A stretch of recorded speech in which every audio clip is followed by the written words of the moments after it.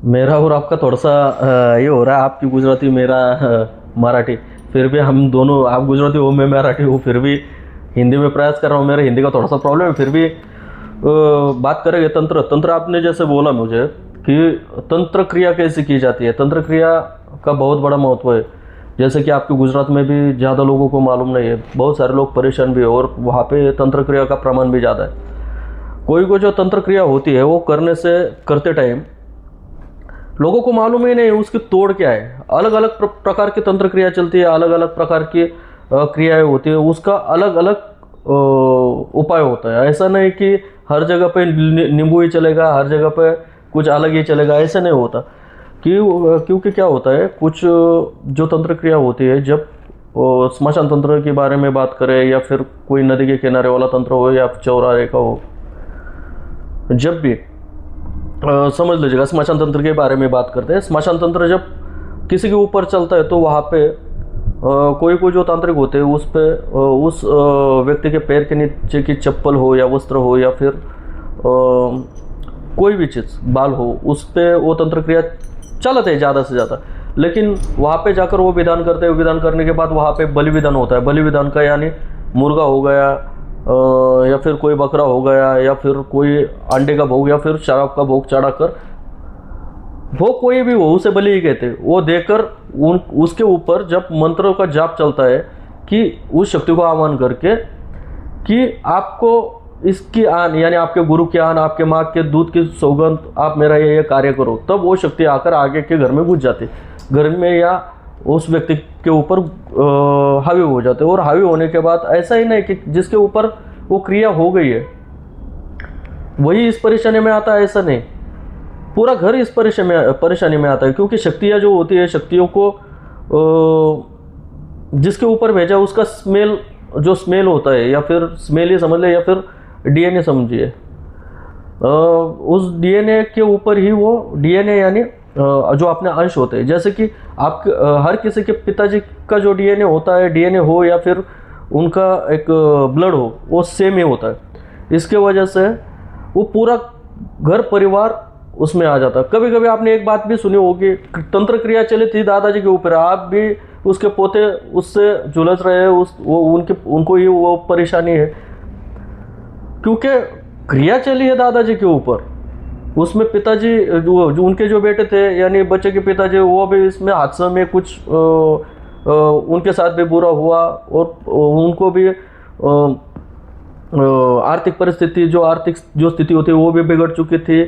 जिंदगी ऐसे ही गए उसके ऊपर, उसके बाद उनके भी बच्चे में ऐसा ही चल रहा है। हर क्रिया की तोड़ होती है। अभी समझ लीजिएगा स्मशान तंत्र करके उस शक्तियों को अगर सौगंध दी है तो वो आपके ऊपर नींबू उतार के तो रुकने वाले नहीं है। उसको अलग अलग पद्धति से उसका निवारण किया जा सकता है। आप रबर से लोहे को नहीं तोड़ सकते या काट नहीं सकते, आपको लोहे को काटने के लिए लोहा ही होना जरूरी है, ऐसी स्थिति होती है। और उसी तरह से उच्च शक्तियों का निवारण किया जाता है। कभी कभी उसमें सभी को तो पता है षटकर्म चलते, तांत्रिक क्षेत्रों में षटकर्मी चलते हैं। हर कोई जो आगोरी हो या माँ भगवती का साधक हो, हर कोई बुरा नहीं होता। मैं तो श्री महाकाली तांत्रिक शक्तिपीठ कामाख्या निवासिनी सदस्य महाविद्या माताओं का जो स्थान है पूना में, जहाँ पे कामाख्या निवासिनी दश महाविद्या माता विराजमान है, उनका सेवक हूँ मैं। हर स्त्री में मैं मेरी माँ और बहन ही देखता हूँ। हर हर जो लोग होते हैं उनकी जो मानसिकता होती है, मानसिकता कैसे, अभी तक तो कम से कम 1000-1500 लड़कियां तो ऐसे परेशानियों से बाहर निकाले, क्योंकि हर स्त्री में माँ भगवती का अंश है, उनका कम से कम आशीर्वाद तो मिल रहा है। जब तंत्र क्रिया चलती है तो तंत्र क्रिया चलते समय पूरा घर उस लपेट में आ जाता। घर लपेट में आने के बाद आर्थिक, पहली बात तो आर्थिक परिस्थिति उनकी डाउन होना चालू हो जाती है। जैसे कि उनको भी पता है कि मैं इस बिजनेस करूँगा तो उसके बाद मुझे इतना पैसा मिलेगा, लेकिन वो छोड़ो, पैसे इन्वेस्ट करते और कर्जा भी हो जाता उस पर। जो घर की महिलाएं होती है, बच्चियाँ होती है, उनकी शारीरिक जो स्थिति होती है वो बिगड़ना चालू हो जाती है। पेट का दर्द, पीठ का दर्द, सर भारी रहना, किसी किसी के साथ तो इतना बुरा होता है कि शक्ति भी उनके ऊपर हावी हो जाते हैं, कुछ गलत कार्य उनके साथ भी होते हैं। लेकिन उनका निवारण ऐसा नहीं है कि कुछ छोटी मोटी चीज़ की ओर कर दी। हर तंत्र क्रिया का निवारण अलग अलग होता है। जैसे कि शक्ति कौन से किस पद्धति से चलाई गई है, कभी कभी तो शक्ति बहुत बड़ी रहती है, तंत्र क्रिया भी बहुत बड़ी रहती है, लेकिन उसका उपाय एक नींबू ही रहता, या फिर कोई भस्म भी लगाओ, मंत्र पढ़ो, लगा दो, बात खत्म, भाग जाएगी, वो रुकेगी भी नहीं। लेकिन अगर उस शक्तियों को बलि विधान करके सौगंध दी गई है तो उसका निवारण उसी तरह से करना होता है। नहीं तो कोई कोई जो गुजरात में भी मैंने देखा आपके यहाँ पे, जैसे कि कोई साधक जाते हैं, उसको वो जो उसके पीछे की जो शक्ति है उनको बांध के रखेंगे, भस्म देंगे, ये देंगे, वो देंगे, चलेगा अगले मंगलवार आना, गुरुवार आना, बांध के कुछ नहीं होता। जैसे कि पति पत्नी की शादी होने के बाद, पति पत्नी की शादी होने के बाद लोगों की उपस्थिति में वो शादी होती है मंत्रों के साथ, और उनको अगर अलग भी होना है तो उनको लीगली पद्धति से डिवोर्स लेना पड़ता है सरकार की अनुमति से।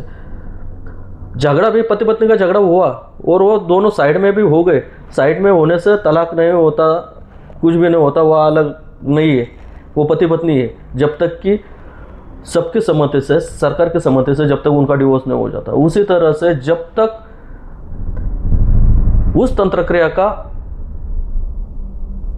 योग्य पद्धति से अगर निवारण नहीं किया जाए तभी तक वो तंत्र क्रिया हावी होती ही रहती है।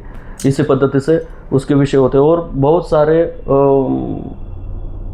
जो घर के जो कर्ता पुरुष होते हैं तो उनको छाती का जो तकलीफ होती है, जैसे कि अटैक आना या फिर पैरालाइज होना, ऐसे भी स्थिति इसमें होती है।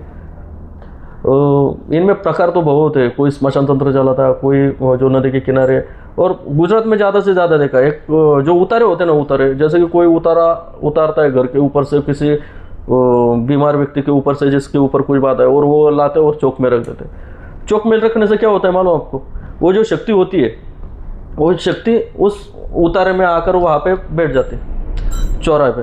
जैसे कि उनके संपर्क में कोई महिला हो गई, लड़का हो गया या पुरुष हो गया, उनके संपर्क में आने से वो शक्ति उसके ऊपर हावी हो जाती। कल्याण किसका हुआ? किसका भी नहीं हुआ।